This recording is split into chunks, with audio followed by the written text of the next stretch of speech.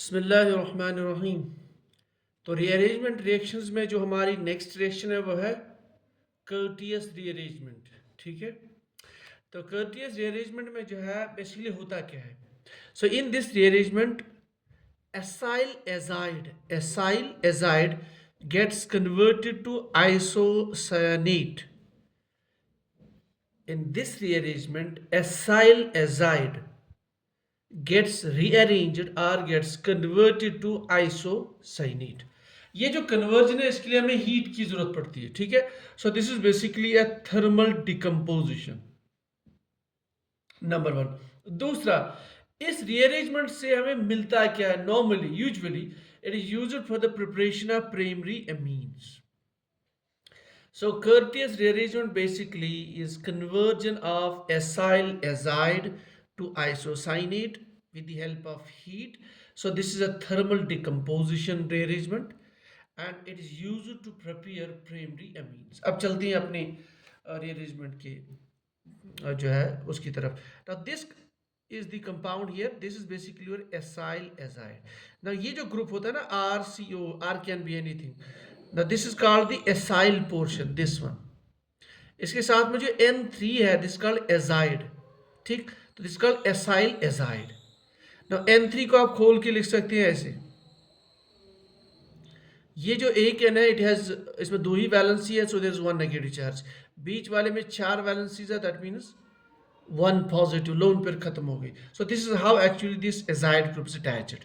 ठीक है, तो एसाइल एजाइड को जब हम हीट करते हैं यहां से आपका नाइट्रोजन गैस निकल जाता है। तो आपका एक नाइट्रोजन रहता है और साथ में ये जो आर ग्रुप है ये यहां पे आ जाता है। इसको हम अभी देखेंगे मैकेनिज्म में, ये आर ग्रुप इधर आ जाता है and then you have R N double bond C double bond O. So that's called isocyanate. R single bond N double bond C double bond O, R N C O. So this is called as isocyanate. That's it. ठीक है, अब इसमें थोड़ा सा mechanism, normally मैंने कहा कि mechanism आपके लिए लेक्चर्स भी एग्जाम में इतना इंपॉर्टेंट नहीं है, लेकिन इस रिएक्शन के लिए मैं दिखाना चाहता हूँ जल्दी में। देखिए ये आपका एसाइल एजाइड है। ठीक, अब इसको आप खोल के लिख लीजिए, तो हमने इसको खोल के लिखा यहाँ पे, this is how it looks like. ठीक, तो होता क्या बेसिकली, जब भी इसको आप हीट करते हो ये नेगेटिव चार्ज इधर जाता है और ये जो आपका एक डबल बॉन्ड है इट कम्स टू नाइट्रोजन। तो नाइट्रोजन पे आपका एक तरीके से नेगेटिव चार्ज आता है। ठीक है, सो अच्छा, तो फिर वो नेगेटिव चार्ज बेसिकली इधर आता है and then this oxygen moves to this position. तो आपको ये कंपाउंड बनता है R C double C single bond oxygen. ठीक है, तो यहाँ पे इसको आप डबल बॉन्ड बना सकते हैं। अच्छा, ये जो नाइट्रोजन पे प्लस चार्ज आता है N2 पे, तो प्लस चार्ज को आप खत्म करने के लिए इस बॉन्ड को रिमूव करते हो तो nitrogen gas is release and meanwhile यहाँ पे एक लोन पेयर बनता है। तो यहाँ जो स्ट्रक्चर बनता है ना दैट इज नाइट्रीन। तो कर्टियस रीअरेंजमेंट में एक मैकेनिज्म में एक स्ट्रक्चर बनता है दैट इज नाइट्रीन बेसिकली। तो what nitrene is basically it's R C double bond O, और नाइट्रोजन ने एक बॉन्ड बनाया है, मतलब it contains two lone pairs. Now nitrogen electron deficient, तो ये जो आर वाला ग्रुप है ना, ये वाला, this migrates to this position. So that means in case of Curtius rearrangement R group का migration होता है from carbon atom to nitrogen. So this is again 1-2 type of rearrangement. ठीक, तो जब ये rearrange इस position पे हो गया and then you have basically this isocyanate formation.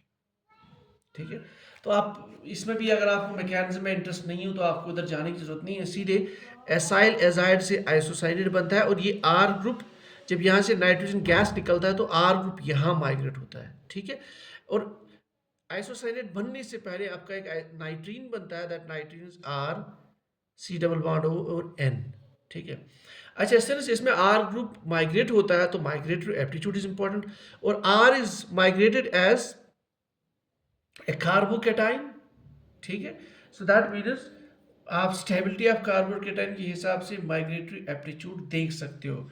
हम जानते हैं stability 3 degree is most stable, then 2 degree, then aryl, then primary. That means अगर आपके पास choices हो migration में, so 3 degree will move first, followed by 2 degree, and then 2 degree in preference to aryl and aryl in preference to primary. So ये तो हो गया migratory aptitude. अब important question यहाँ से भी आ सकता है क्वेश्चन कि ये जो आइसोसाइनेट है, अगर ये जो आइसोसाइनेट है this is normally not stable. जब ये स्टेबल है नहीं है तो इसको रिएक्शन मिक्सचर से हम आइसोलेट नहीं कर सकते. Now that means it can be used to synthesise many types of compounds. अगर आपके मीडियम में वाटर प्रेजेंट है, that water will attack here, क्योंकि ये कार्बन होता है न्यूक्लियोफिलिक, ठीक, क्योंकि because of oxygen present here so it gets a plus charge. So यहाँ पे न्यूक्लियोफाइल्स विल अटैक. ना वाटर में आपके पास ये पोर्शन प्रेजेंट होता है, तो सीधी सी बात है ऑक्सीजन अटैक हियर. तो याद रख लीजिए दिस ऑक्सीजन अटैक्स हियर, फिर जब इस पे प्लस आएगा तो ये बॉन्ड इधर मूव हो जाएगा. सो यहाँ से क्या बना आपका carboxylic acid, hydrogen will come to this position, ठीक है. So this is R NH और ये C डबल बॉन्ड OH. बाद में वो फर्दर डिकम्पोज हो जाता है तो यहाँ पे आपका एमीन बन जाता है. सो दैट मीन्स आइसोसाइनेट को अगर हम वाटर के साथ रिएक्ट करा लें और in the presence of water this isocyanate will decompose to amines. इसलिए मैंने कहा था Curtius rearrangement is used for the preparation of primary amines. तो ये कब होता है जब वाटर इस आइसोसाइनेट पे ऐड हो जाता है, ठीक है. ये पॉइंट नंबर 1. अब अगर आपके पास मीडियम में वाटर नहीं है, आपके पास अल्कोहल है, तो आपको क्या करना है, बहुत सिंपल. ये ऑक्सीजन का अटैक आपको यहाँ पे डालना है, तो OH की जगह OR होगा यहाँ पे. तो आप देख लीजिए यहाँ पे RNH, यानी जो अल्कोहल का H है इसको नाइट्रोजन पे डाल दीजिए आप, RNH COOR. So this called as carbamate. So in presence of alcohol, isocyanate gets converted to carbamate. और अगर आपके पास amine present है, amines also a nucleophile, तो हाइड्रोजन आप इधर ऐड कर लीजिए, RNH पोर्शन इधर ऐड कर लीजिए, तो आपको ये कंपाउंड बनेगा. आप देख लीजिए this is a urea derivative, ठीक.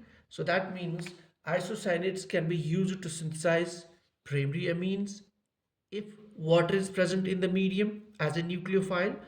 Isocyanates can be used to prepare carbamates if alcohol is present in the medium as a nucleophile, and isocyanates can be used to prepare urea derivatives if amine is present in the medium. ठीक है. तो ये है basically all about the Curtius rearrangement, जहाँ से कोई भी possibility जो भी इसमें एरिया है जहाँ से क्वेश्चन बनने की चांस है, so these are the possible ways जहाँ से क्वेश्चन आ सकता है. So again I will try to finish this. Curtius arrangement में acyl azide gets converted to isocyanate with the help of heat. It is used to prepare 1 degree amines. This is acyl azide. It gets converted to isocyanate, so release of this nitrogen gas and then migration of the R group. So migration of R group will be as per the migratory aptitude, 3 degree, 2 degree aryl and then 1 degree. And ये जो migration है, ये जो isocyanate बनता है, इसके बीच में एक इंटरमीडिएट टाइप बनता है that's called as nitrene. This is the structure of nitrene. So from this isocyanate we can synthesize amines if nucleophile is water, we can synthesize carbamate if nucleophile is alcohol, and we can synthesize urea derivatives if nucleophile is amine. Thank you.